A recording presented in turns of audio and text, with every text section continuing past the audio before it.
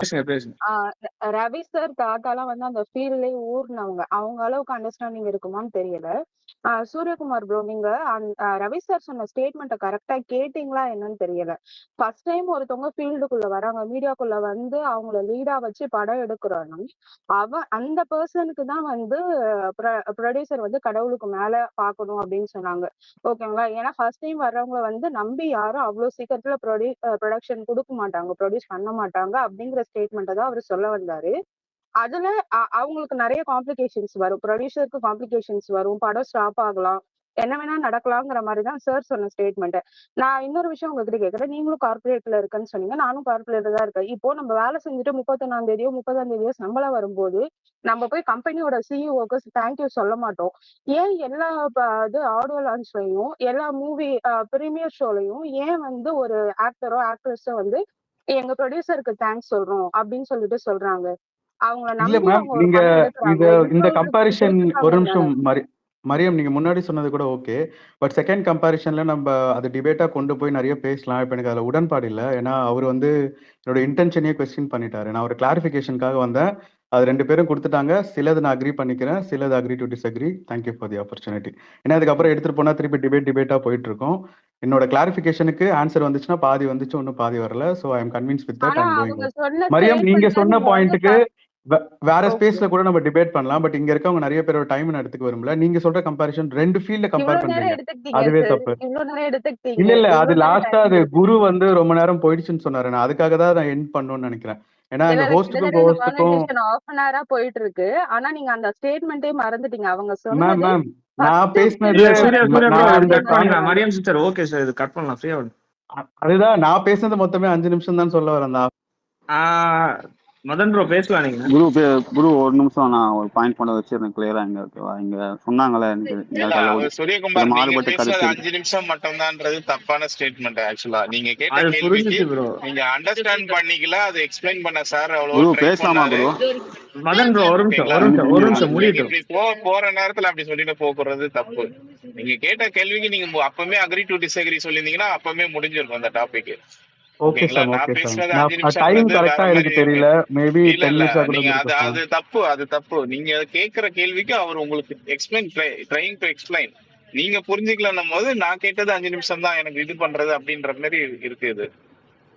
இல்ல நான் கேட்டது 5 நிமிஷம் இல்ல சாம். நான் நிறைய கான்வர்சேஷன்ஸ் நிறைய போச்சு.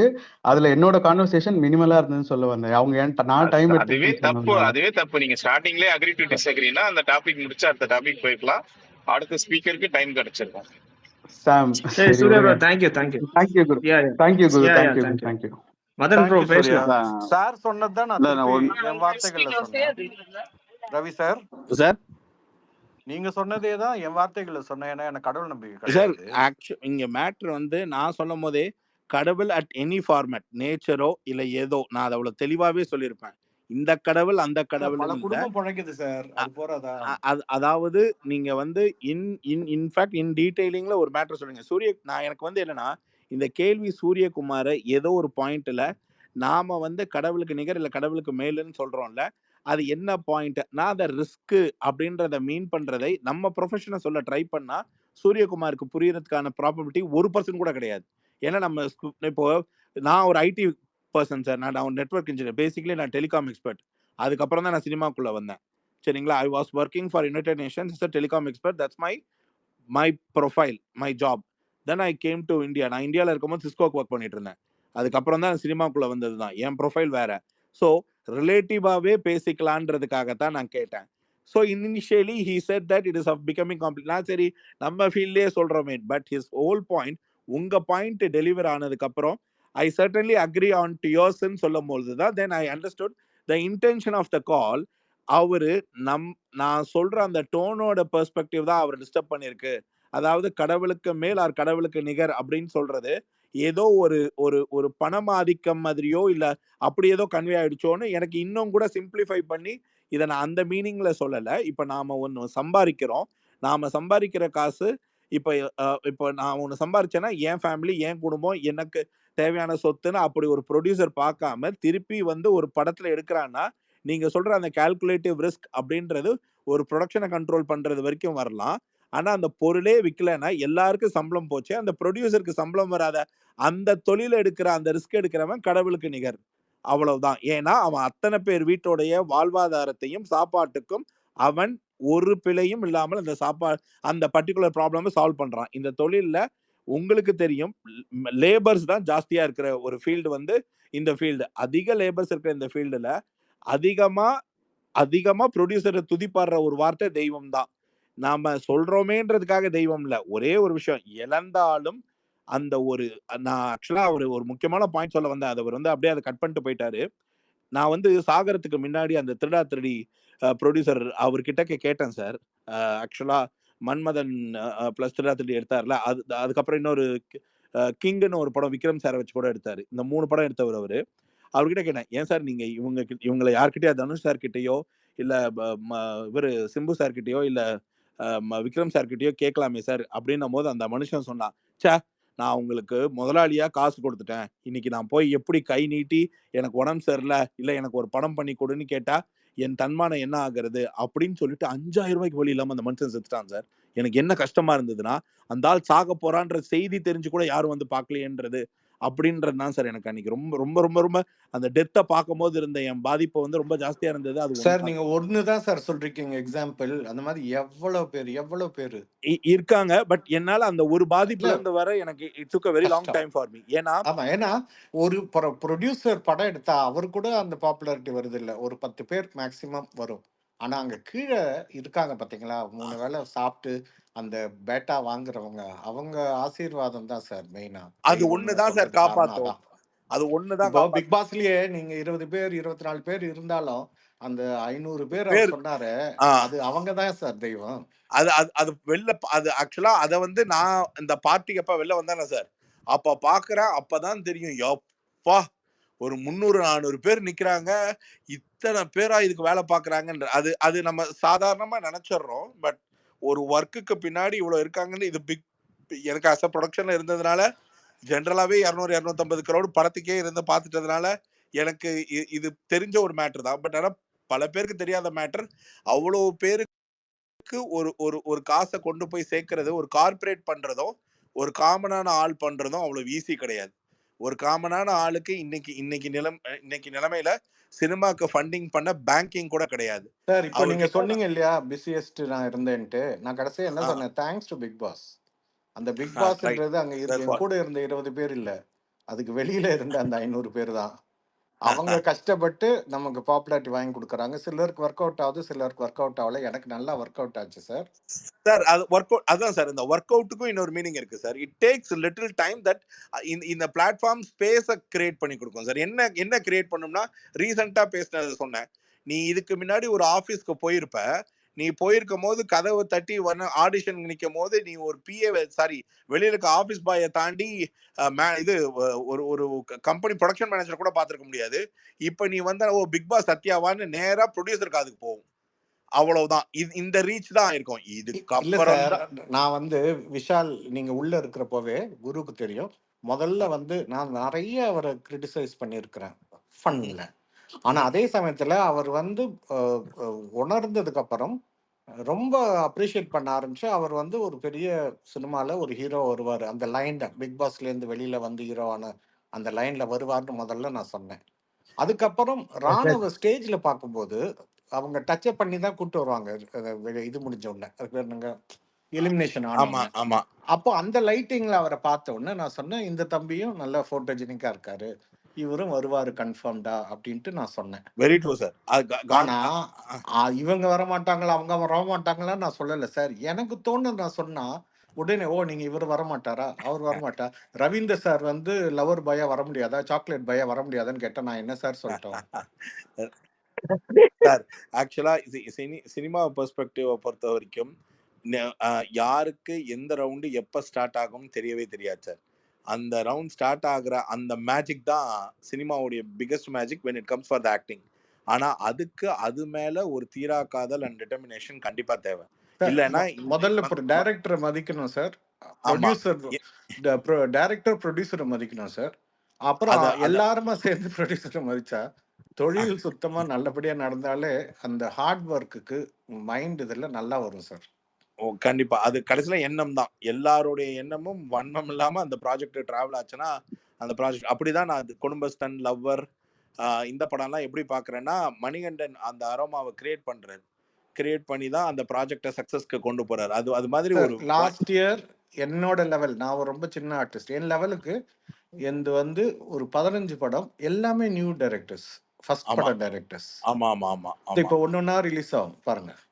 ஓகே பிப்ரவரியிலேருந்து 8 படம் டப்பிங் முடிச்சிருக்கேன் இது வரைக்கும் போன ஓகே வருஷத்துக்கு. ஓகே எல்லாமே முதல் டைரக்டர், அவங்கள நம்பி பணம் போடுறாங்க பாருங்க. ம் அப்போ வந்து அது கால்குலேட்டட் ரிஸ்க்னு சொல்ல முடியாது சார், அது வெறும் ரிஸ்க் தான், அது கால்குலேஷன். அதுதான் இப்போ அந்த பிரதர் சூரியகுமார் சொல்லும் போது அது இவர் ஈஸியா இங்க கால்குலேஷனுக்கு ஸ்பேஸே கிடையாது. கால்குலேட்டட் ரிஸ்க்னு ஒன்னு இருந்திருந்தா இந்த கால்குலேட்டட் ரிஸ்கை எல்லா இண்டஸ்ட்ரி பீப்புளும் ஸ்டார்ட் பண்ண ஆரம்பிச்சிருப்பாங்க இந்த பிசினஸ். இந்த சார் பிசினஸ் ஒரே ஒரு சாரி டு இன்டரப்ட் சார், கதையை கேட்கதே இல்லை சார். நான் டைரக்டர் வந்து இதுக்கு முன்னாடி பண்ணியிருக்காளா கேட்கறது இல்லை சார். நம்ம கதவை தட்டி வந்து காசு தரோம், வந்து இந்த தேதி இருக்கான்னு கேட்டு போறாங்க. என்ன கேரக்டர் கூட கேட்கறது இல்லை. நான் பண்ணியிருக்க 15 படம் ஒன்னொன்னா வரும் பாருங்க, ஒவ்வொன்றும் வேற வேற கேரக்டர். ஆனா ஒரு கதையை கேட்டு அந்த படம் ஓடும் ஓடாதுன்னு டிசிஷன் ஒருத்தரால எடுக்க முடியும்னா எல்லா படமும் ஓடணுமே. அப்போ அதுதான். கஷ்டப்பட்டு ஒருத்தர் 6 மாசத்துக்கு எழுதிருக்காரு, எங்கேயோ ஏதோ மிஸ்டேக் ஓடல, அவ்வளவுதானே தவிர நம்ம போய் அந்த கதையை கேட்டு இது ஓடுன்ற ஜட்ஜ்மெண்ட் எங்களுக்கு கிடையாது. ஆனா உங்களை மாதிரி ஆளுங்களுக்கு ஒரு அளவுக்கு இருக்கு, அவ்வளவுதான். இப்போ இவர் சொன்ன எனக்கு தெரிஞ்ச ப்ரொடக்ஷன் பேர் என்னன்னு கேட்டா அவர் லைக்கான்ட்டாரு. லைக்கான்ற கம்பெனி இந்த படம் தான் இல்ல, அதாவது நீங்க Lal Salaam flop, Indian 3 flop, நீங்க இத்தனைக்கு மல்டி ஸ்டார் கேஸ்டிங்கை வச்சு அவங்க எடுத்த லாஸ்ட் 5-6 எக்ஸ்க்ளூசிவ் ஃபிளாப்பு. அந்த எக்ஸ்க்ளூசிவ் ஃபிளாப்பா இருந்தாலும் கார்ப்பரேட் தாங்குவாங்க. அந்த ரிஸ்க்கு பேர் தான் கால்குலேட்டிவ் ரிஸ்க் ஆர் நான் கால்குலேட்டிவ் ரிஸ்க். நீங்க நார்மலா வின்னர் படத்தோடைய ப்ரொடியூசர் பேர் யாருன்னு கேட்டீங்கன்னா தெரியாது, உள்ளத்தேலித்தா ப்ரொடியூசர் யாருன்னு கேட்டா தெரியாது. ஆனா அவரு தாங்குவாரான்னு கேட்டா அவரு தாங்க மாட்டாரு. அவர் ஏன் தாங்க மாட்டாருன்னா, வெற்றி படமே கொடுத்திருந்தாலும் இப்ப இருக்கிற கரண்ட் சிச்சுவேஷன்ல மார்க்கெட்டை சஸ்டைன் பண்ணக்கூடிய ஒரு படத்தை எடுத்து அந்த படத்தை ரிலீஸ் பண்ணி வித்து வெளியில கொண்டு வர்றதுன்றது அவ்வளவு சாத்தியக்கூறு இல்லை. இதுல ஒரு பிகஸ்ட் பார்ட் என்னன்னா, இன்னைக்கு தேதியில எந்த படமும் வித்து தேட்டருக்கு வர்றதில்ல. தேட்டர்ல ஜெயிச்சா அந்த பொருள் விற்கப்படுது. இதுவே இன்னும் மக்களுக்கு பாதி பேருக்கு போய் சேர்ந்திருக்காது. இப்படி இந்த ஸ்டாண்டர்ட்ல தான் சினிமா ஒர்க் ஆகிட்டு இருக்குன்னு. அதனாலதான் சினிமாக்கு இப்போ யாரும் பேங்க்ஸ் இன்வெஸ்ட்மெண்ட்டுக்கெல்லாம் வர்றது கிடையாது. ஒரு மாதிரி பிரைவேட் ஃபினான்சியர்ஸ் இன்வெஸ்ட்மெண்ட்டுக்கு வரமாட்டாங்க.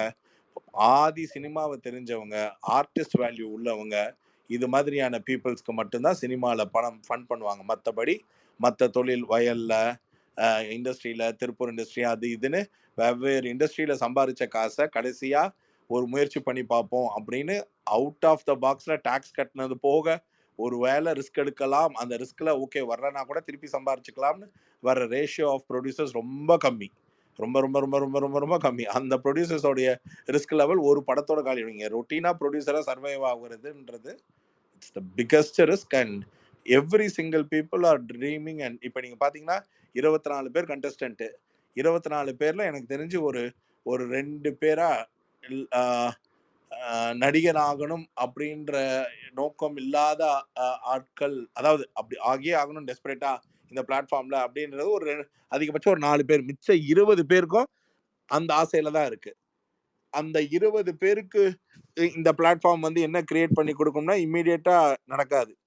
அதோடைய ஆம்பிள் டைம்ல இவங்க they have to prove it, because இந்த ஷோ விசிபிலிட்டி தான் கிரியேட் பண்ணிக்கே தவிர ஸ்கில்லு இவங்க தான் அதை காமிச்சு ஒரு ப்ராஜெக்ட் குள்ள போய் உட்கார்ந்து வெளியில மக்களை மகிழ்விச்சு உள்ள கொண்டு வரணும். அந்த ஸ்கில்ல கிரியேட் ஆகக்கூடிய அந்த ரைட் ப்ராஜெக்ட் அசம்பிள் ஆகி அது சக்சஸ்க்கு வரணும். Ravi sir, sir, behalf of both Vishal fans and Soundarya fans சார்பா ஒரு கேள்வி. ஒரு ப்ராஜெக்ட் வந்து அவங்க ஆல்ரெடி 2 பேர் பண்ற மாதிரி இருந்தது, இப்போ எகைன் ரீஸ்டார்ட் பண்றதா சொல்லிட்டு இருக்காங்க. அதை பத்தி ஏதோ அப்டேட் இருக்கா சார்? விஷால் அண்ட் சௌந்தர்யா பேசிக்கிட்டு இருக்காங்க, பட் நத்திங் ஹஸ் ஃப்ரீஸ்ட், கன்ஃபார்ம்ட் இன்னும் ஆகல. அவங்க அந்த ப்ரொடக்ஷன் சைடு வந்து ஒரு பெரிய ஆடியோ கம்பெனி, இன்னும் சௌந்தர்யாவுடைய ஃபைனல் கன்ஃபர்மேஷன் ஆகல, பட் விஷால கன்ஃபார்ம் பண்ணிட்டாங்க. Okay okay sir. குரு பேசலாமா ஒரு நிமிஷம்? பேசலாம் 2 மினிட்ஸ் நான் கைத்துக்கு நான் பேசிட்டு போறேன். அவர் சொன்ன பாயிண்ட் சில பாயிண்ட்லாம் எனக்கு கைத்துக்கு என்னன்னா, ரிஸ்க் ஃபேக்டர் சொல்றாப்புல 24 கிராஃப்ட் இருக்கு சினிமால. 24 கிராஃப்ட்ல 1000 ரூபாய் கூலிக்காக மாடி மேல குதிக்கிறான் ஒருத்தன், ஓகேவா? அவன் எடுக்கிறான் ரிஸ்க். அவனை வந்து நான் கடவுளா இறங்க பாக்கிறது கிடையாது, ஓகேவா? 1000 ரூபாய் கொடுக்குறாங்க மெஜாரிட்டி. இருக்க முடிச்சிருக்கேன் குரு, இது குரு. நான் முடிச்சிடுறேன். இல்ல ப்ரோ, நீங்க பணம் போறீங்க இல்லன்னு சொல்லல, ஓகேவா? பணம் போடுற நீங்க மேல மாடி மேல இருந்து 1000 ரூபாய் குடிக்கிற கூலிக்கோசம் ஒருத்தர் குடிக்கிறான் பத்தியா? அவனை யாரையும் கடவுளா பாக்குறது இல்ல, கரெக்டா? ஆனா வந்து பணம் போறோம் நீங்க கடவுளா பாக்குறீங்க. ஓகே ரைட், நான் ஒத்துக்கிறேன், கடவுளா பாக்குறீங்க, பாத்துட்டு போங்க. அவரோட பாயிண்ட் ஆஃப் வியூ சொன்னாரு ப்ரோ. அதுல நீங்க இல்லங்க, நீங்க ப்ரொடியூசர் பாயிண்ட் ஆஃப் வியூ பேசுறீங்க. மத்தவங்களோட பாயிண்ட் ஆஃப் வியூ பேசல குரு. ஒரு நிமிஷம். ப்ரொடியூசர் பாயிண்ட் ஆஃப் வியூ பேசுறீங்க, மத்தவங்க பாயிண்ட் ஆஃப் வியூ பேசலையே அவரு. பேசுனா நான் வந்து சொன்னேன் கேட்க மாட்டேன். 500 பேரும் கடவுள்னு என்ன இல்ல தாத்தா, அவர் பேசல. அவரு ரிஸ்க் தான் பேசினாப்ல. ரிஸ்க் எடுக்கிறவங்க எல்லாம் கடவுள்னு சொன்னாப்ல. ரிஸ்க் எடுக்கிறவங்க கடவுள்னா எனக்கு அவனா கடவுள் தெரியலாம். அவ்வளவு பேருக்கு அது செய்யணும்னு அவசியம் இல்ல. பணம் இருந்தாலும் அவருக்கு ஒரு நிமிஷம் சார் நான் ஆன்சர் பண்றேன் சார். அவங்களுக்கு இப்ப செய்யணும்னு அவசியம் கிடையாது, ஆனா செய்யறாங்க. அதனால எவ்வளவோ குடும்பங்கள் பிழைக்குது. அந்த குடும்பங்களோட ஹார்ட் ஒர்க் தான் இவங்களுக்கு பின்னாடி வரப்போகுது, சரிங்களா? அப்படி இருக்கிறப்போ அததான் சொன்னேன் சார். இப்போ நீங்க hero heroine director cameraman music director தான் பாக்குறீங்க. அங்க வந்து கடைநிலை ஊழியர்கள் எவ்வளவு பேர் இருக்காங்க தெரியுங்களா? எவ்வளவு கஷ்டப்படுவாங்க தெரியுங்களா? இங்க இந்த மாதிரி ஆர்டிஸ்ட் என்ன அளவு, நான் ரொம்ப தம்பி, எனக்கு கூட உதாரணத்துக்கு பாயிண்ட் சொல்றேன். லைகா ப்ரொடக்ஷன்ல இந்தியன் 2 ஷூட்டிங் நடந்துச்சு. அப்போ ஒரு ஸ்டண்ட்மேன், ஒரு அசிஸ்டன்ட் டைரக்டர், அப்புறம் இன்னொருத்தர் இறந்து போனாங்க, 3 பேர், ஓகேவா? இவங்க 1 கோடி ரூபாய் காம்ப்ரமைஸ் கொடுத்து அவன் கதையை முடிச்சு விட்டாங்க, ஓகேவா? என்ன பொறுத்த வரைக்கும் நீங்க அந்த காசை தூக்கி விட்டு போயிருங்க போற போக்குல, ஓகேவா? அங்க புரியல என்ன சொல்ல வரீங்க, என்ன கட்டமைப்பு பண்ணி ஒருத்தர் ரிஸ்க் எடுத்து ஸ்டண்ட் பண்றான், ஓகேவா? இறந்து போனான். இறந்து போனதுக்கு அப்புறம் காசை தூக்கி கொடுத்து 1 கோடி ரூபாய் நீங்க காம்ப்ரமைஸ் பண்ணீங்களே, அப்ப நீ எப்படி கடவுளை? நான் சொல்றது கேளுங்க, நீங்க சொல்றது புரிஞ்சிருச்சு. எல்லா வாக்ஸ் ஆஃப் லைஃப்லயும் மனிதர்கள் வேறு வேறுப்பா. எல்லாரையும் சொல்லல, ஜென்ரலா ப்ரொடியூசர் தான் சொல்றமே தவிர இந்த ப்ரொடியூசர் அந்த ப்ரொடியூசர் சொல்ல. இப்போ அவர் வந்து ஒரு ப்ரொடியூசரை பத்தி சொன்னாரு, 5000 ரூபாய் காசு கூட இல்லாம செத்தாருன்னு. ஸோ அந்த மாதிரி பர்டிகுலரா நாங்க எதுவும் சொல்லலைங்க. ஜென்ரலா இந்த ஃபீல்டுல அந்த காலத்துல சின்னப்ப தேவர் ஆகட்டும், ஏவிஎம் ஆகட்டும், முதலாளின்னு தான் கூப்பிடுவாங்க. அதுக்கு கீழே கூப்பிட்டது கிடையாது. அந்த அளவுக்கு அவங்க வந்து they took care of people. இப்பதான் இப்ப மாச சம்பளம், இது படத்துக்கு சம்பளம். அப்பெல்லாம் மாச சம்பளம், படம் இருக்கோ இல்லையோ அவங்களுக்கு வீடு கொடுத்து சாப்பாடு கொடுத்து உக்காத்தி வச்சு செஞ்ச தொழில் இது. அதனால இண்டிவிஜுவலா ஒருத்தர் வந்து அவரோட குணம் வந்து ஹீரோவா இருக்கலாம், வில்லனா இருக்கலாம், நல்லது இல்ல கெட்டதா இருக்கலாம். ஸோ அப்படி இருக்கையில அவங்கள வச்சு நம்ம மிச்சத்தை ஜட்ஜ் பண்ணக்கூடாது. இன் ஜென்ரல் அப்படிதான் பேசணும். புரியும்னு நினைக்கிறேன். எனக்கு இன்னொரு பாயிண்ட் அது புரிஞ்சிச்சு எனக்கு. இல்ல கரெக்டா தான். இன்னொரு பாயிண்ட் எனக்கு நீ சொன்னார்ல, எனக்கு கடவுள் கம்பேரிசன் கொடுத்தாரு. நான் என்ன சொல்றேன்னா, ஒரு வெற்றி படம் கொடுத்த ஒரு டைரக்டரையும் ஒரு ஃபர்ஸ்ட் ஃபிலிம் பண்ற டைரக்டரையும் எந்த கடவுளும் வந்து இப்ப நம்ம வெற்றிமான் வர்றாருன்னா வெற்றிமான் வந்து கதையில பார்க்க மாட்டாப்புல. வெற்றிமான் வந்தா போதும், வந்தா 10 கோடி 20 கோடி சம்பளம். ஆனா வந்து ஒரு புது டேரக்டர் வந்தான்னு வச்சுக்கோங்க, அவன் கிட்ட வந்து கதையை கேட்டு அவனை அந்த 10 கதையை மாத்து, இந்த ஹீரோ போடு அந்த ஹீரோ போடு அப்படின்னு எல்லா ப்ரொடியூசரும் பண்றாங்க. பண்ணாமலாம் எந்த ப்ரொடியூசரும் கிடையாது. லிட்டரலா நீங்க போயிட்டு கோடம்பாக்கத்துல இருக்க நீங்க சொல்லக்கூடாது ப்ரோ. புரியல, நாங்க கிடையாது. உண்மை இதுதான் ப்ரோ. என்ன புரியல, லிட்டரலா நீங்க உட்காந்து இங்க பேசுறப்ப ஒரு டேரக்டர் பேசிட்டீங்க, நான் ஓலா பேசிட்டு இருக்கேன். பேசல ப்ரோ, அவர் கருத்து அவர் சொல்றாரு. கடவுள் சொல்றீங்க, கடவுள். ஒரு நிமிஷம் இருங்க. மதன் சொல்றது 100க்கு 100 உண்மை. அந்த மாதிரி சில இடங்கள் இருக்கதான் செய்யுது. நான் 15 படத்துல 3/4 படம் 90% வந்து முதல் டைரக்டர். அவங்க படுற பிரச்சனைகள், அவங்க பட்ட பாடு எப்படி வந்தாங்கன்றதுக்கும் இது வந்து ஒரு சாட்சி. மதன் சொல்றது, அவர் சொல்றது தப்பு இல்லை. பட் அது மட்டும் இல்லை, உங்களுக்கு வந்து சரியான ப்ரொடியூசர் மாட்டல, அவ்வளவுதான். அது ஒண்ணு இருக்கே தவிர இப்போ ப்ரொடியூசரே இல்லைங்க. அது ஒரு பிரச்சனை இருக்கு. யாரும் அந்த மாதிரி வந்து படம் எடுக்க எனக்கு இன்னொரு முரண்பாடு இருக்கு ப்ரொடியூசர் மேல. ஒரு ஹீரோவோ ஒரு டைரக்டரோ வந்தாங்கன்னா அவங்களை கண்மூடித்தனம் நம்புறாங்க, ஓகேவா? ஒரு புதுமுகத்தை நம்ப மாட்டேன்றாங்க. இப்ப உதாரணம் சொல்றேன், ஓகேவா? ஒரு டைரக்டர் ஒரு ஆக்டர் இருக்காப்புல, 5 படம் வச்சிருக்காப்புல, ஓகேவா? அவருக்கு ஒரு கால்ஷீட் கொடுக்குறாப்புல. அந்த கால்ஷீட்டை இங்க யூஸ் பண்றாங்க. யூஸ் பண்றப்ப அவங்களுக்கு தேவைக்கு அதிகமா யூஸ் பண்றாங்க. ஏன்னா தேவைக்கு அதிகமானா அவருக்கு 10 பவுன்சரு சும்மா வந்து அவருக்கு இந்த கார்டை தான் நான் வருவேன் அப்படின்னு கட்டாயம் எல்லாம் பண்றாங்க. அந்த கட்டாயம் பண்ணதால நிறைய ப்ரொடியூசர் காணாம போறாங்க. அதை பத்தி யாருக்கு பேசுறதே கிடையாது. சின்ன படத்தை பத்தி பேசிட்டு இருக்காங்க. பேசி இப்ப வந்து தெரியுமா உங்களுக்கு, பெப்சி வந்து விலகிட்டாங்க ப்ரொடியூசர் கவுன்சில்ல இருந்து. இது திருப்பியும் பழைய குருடி கதவு தரடின்னு படைப்பாளின்னு ஒண்ணு வந்துச்சு. அந்த லெவலுக்கு திருப்பியும் போக போகுது. இந்த மாதிரி பிரச்சனைகள் இருக்கு, அதை பத்தி பேசுறாங்க. அந்தந்த யூனியன்ஸ் வந்து பேசிட்டு தான் இருக்காங்க. இது தெரியாம இல்ல. பட் அதையும் மீறி இப்போ ஒருத்தரை பேன் பண்ணணும்னு சொல்றாங்க. இந்த இந்த மாதிரிலாம் சம்பளம் வாங்கக்கூடாதுன்னு. ஆனா அவங்கள பேன் பண்ணா அதுக்கும் மேல பணம் கொடுத்து அவங்க டேட் வாங்குறதுக்கு வேற சிலர் காத்துட்டு இருக்காங்க. அவங்க வந்து ஃப்ரெஷ்ஷா வருவாங்க உள்ள. ப்ரொடக்ஷன் கஷ்ட நஷ்டங்கள் தெரியாம பணம் இருக்கிற ஒரே காரணத்துக்காக, புகழ் வருன்ற ஒரு காரணத்துக்காக வரவங்க நிறைய இருக்காங்க. மதன். ஸோ அதான் நீங்க இது வந்து கம்பேரிசன் இது கொடுத்தீங்க, வந்து ஏவிஎம் எல்லாம் கொடுத்தீங்களா? இன்னைக்கு இது ஸ்டில்லும் ஏவிஎம் பாருங்களேன், எல்லாம் படம் நம்ம பண்ணல. அதுக்கு காரணம் அப்கிரேட் ஆயிடல அவங்க. ஜென்ரலா சொல்லுங்க. பேசுறப்போ ரவி சார் சொன்னது என்னை பொறுத்த வரைக்கும் கரெக்ட். எனக்கு கடவுள் இல்லை, ஆனா இப்படி சொல்லலாம், இந்த மாதிரி செய்யறவங்க பெரிய மனிதர்கள் அப்படின்னு சொல்லலாம். அவ்வளவுதான். ஆக்சுவலா மதன் வந்து நீங்க ஏதாவது கிராஃப்ட் பேஸ்டு பர்சனா? நீங்க சினிமா இண்டஸ்ட்ரி சேர்ந்தவரா? அவ்வளவு தெரியும் எனக்கு சினிமா இண்டஸ்ட்ரியில. கிராஃப்ட் தான் தெரியுமா? தெரியும். நான் தெரியுமான்னு கேட்கல. இல்லைங்க, அவர் அசிஸ்டன்ட் டைரக்டர், நான் அசிஸ்டண்டா ஒர்க் பண்ணிருக்கீங்க வருங்கால சில படம் டைரக்டர். எதுங்கெல்லாம் ஷார்ட் ஃபிலிம்லாம். அசிஸ்டண்டா வேலை பார்த்துருக்கீங்களே, இது வரைக்கும் ஆமா. அசிஸ்டன்ட் சம்பளம் வாங்குறது இருக்குல்ல, அது எதாவது கரெக்டா வாங்கியிருக்கீங்களா வாங்கலையா?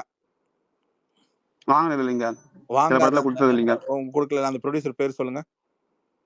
நான் ஷார்ட் ஃபிலிம் பண்ணிருக்கேன், சின்ன சின்ன ப்ரொடக்ஷன். அதெல்லாம் அதாங்க, ஏதோ ஒரு ப்ரொடியூசர் வந்து அந்த ப்ரொடியூசர் உங்களுக்கு பணம் இல்ல கொடுக்க. ரவி சார், நான் அதான் உங்களுக்கு தெளிவா மென்ஷன் பண்ணேன். நான் ஷார்ட் ஃபிலிம் பண்ணிருக்கேன், அதுல சில சில படங்கள் வேலை செஞ்சிருக்கேன். எனக்கு பேட்டாவா 500 ரூபா கொடுப்பாங்க, ஓகேவா? சில பேர் கொடுக்காம போயிருக்காங்க. அவங்க பேர்லாம் எனக்கு ஞாபகம் கூட இருக்காது.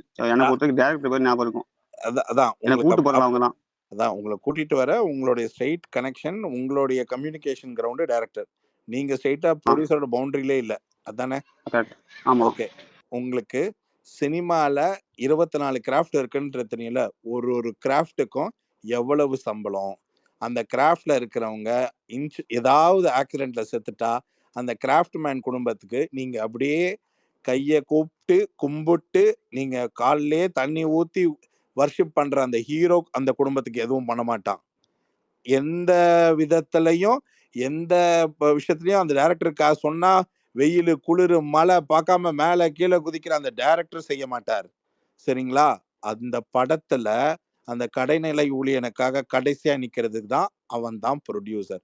அந்த குடும்பத்தை முதல்ல போய் பார்த்து அந்த குடும்பத்துக்கு என்ன தேவையோ அதை முதல்ல அந்த செத்த வீட்டுல இருந்து காரியம் வரைக்கும் அவனுக்கு காசு கொடுத்து எல்லாத்துக்கும் மேல இனிமேல் அந்த குடும்பத்துக்கு ஒரு நிதியை கொடுக்கறது, அவன் படம் முடியறதுக்கு முன்னாடி இவன் நல்லா இருக்கணும் கொடுக்கறவன் அவன் தான் ப்ரொடியூசர். நீங்க உங்க லைஃப்ல இது மாதிரி எத்தனை பேரை பார்த்துருப்பீங்களா? 15 வருஷம் என்னோடது சுரேஷ் சாரோட கம்மி தான். ஆனா ஒரு கிராஃப்ட்ல இருக்கிற ஒருத்தர் ரிஸ்க் எடுக்கிறாரு பாத்தீங்களா, அவர் இந்த தொழிலை தேடி வரார்.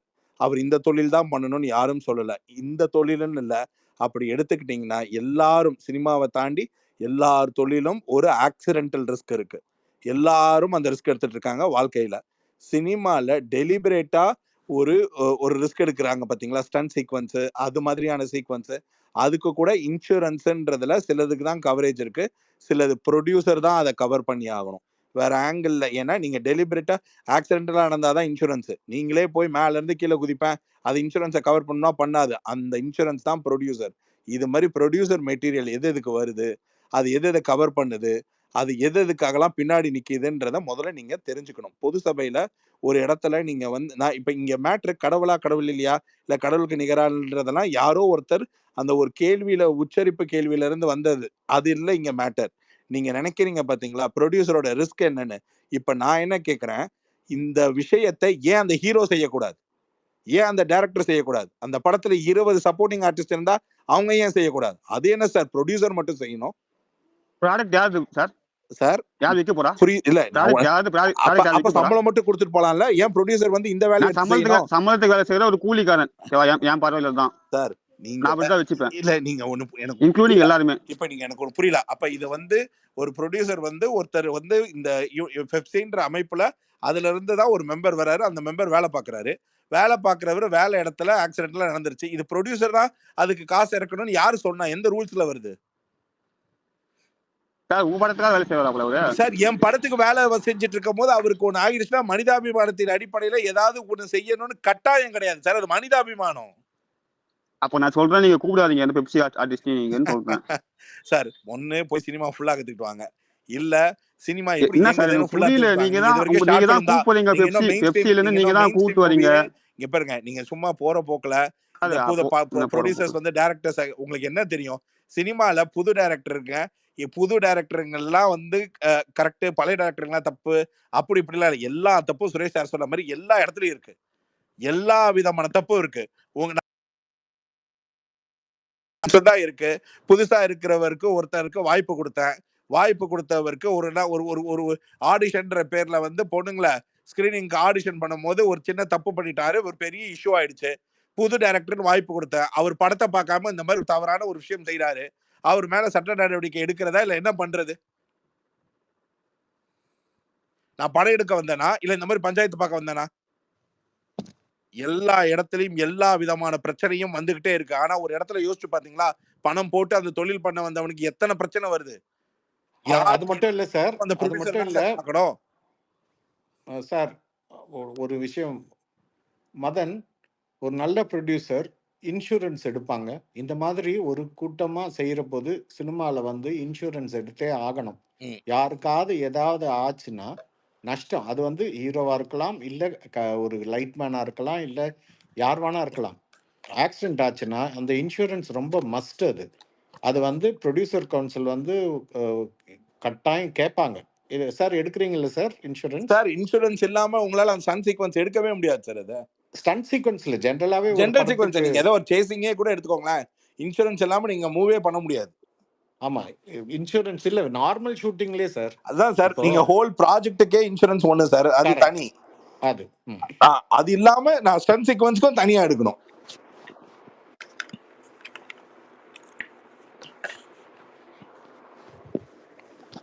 சார் ஓகே சார், டாபிக் எங்கேயோ போகுது.